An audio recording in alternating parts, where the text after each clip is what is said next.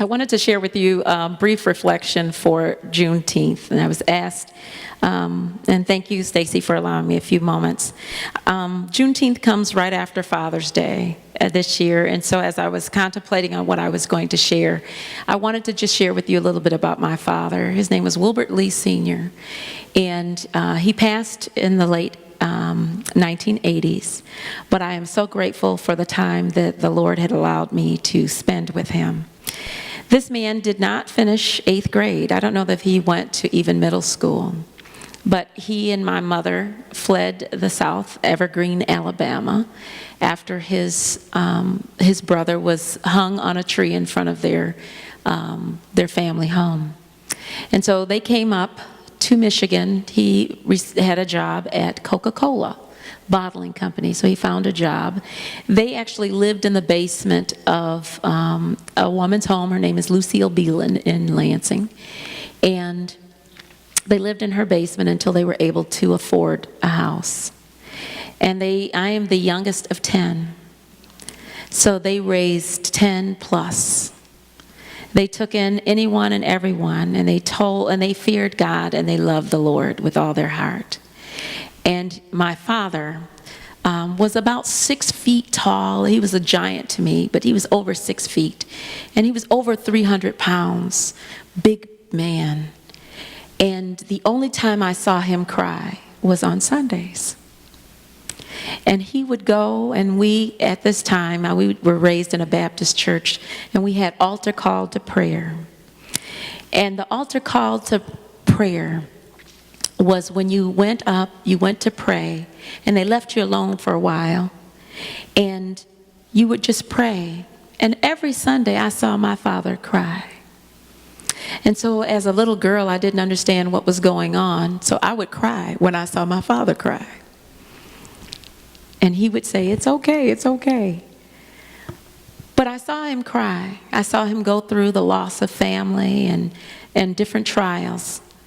But he could not be in the house of the Lord without thanking him for all that he had done.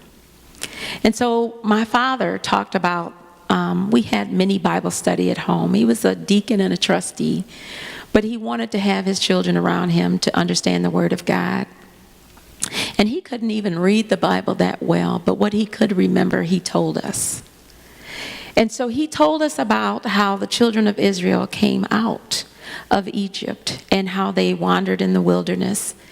But he also told us about how before they entered into the promised land, how they built an altar to the Lord. And they built an altar to the Lord so that the generations to come could see what the Lord had done and brought them out. And so part of my reflection was with my father to share with all of you, which I've done with my children. So share with your children what the Lord has done for you. Build an altar for the Lord and show the children in your home, in your family, what the Lord has done. Talk about your history and your family's history and what He's done for you. There's things that I cannot even imagine what the Lord has done. Pastor Smith was talking today. There were things that I could not imagine he was sharing today. But even the stories that my father shared with me, look what the Lord has done. My parents raised 10 children, and they brought in 7 families from the South who lived in their basement. It was the Underground Railroad. Families would come in from the South, live in their basement, and my parents would provide money for the men to purchase their homes.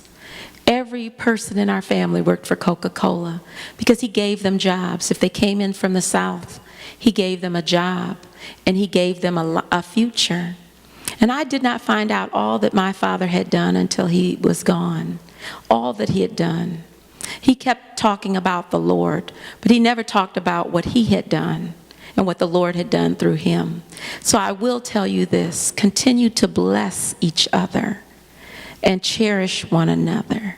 Embrace your family. Share your heritage. Embrace your heritage. Be proud of what God has done for you. Be proud of what He's brought your family through. I remembered and I know we call ourselves African American, and Stacy has a version for that.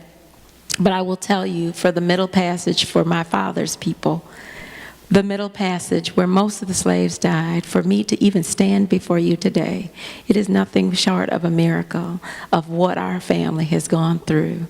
But God is faithful, and embrace your life. Thank you so much. God bless you.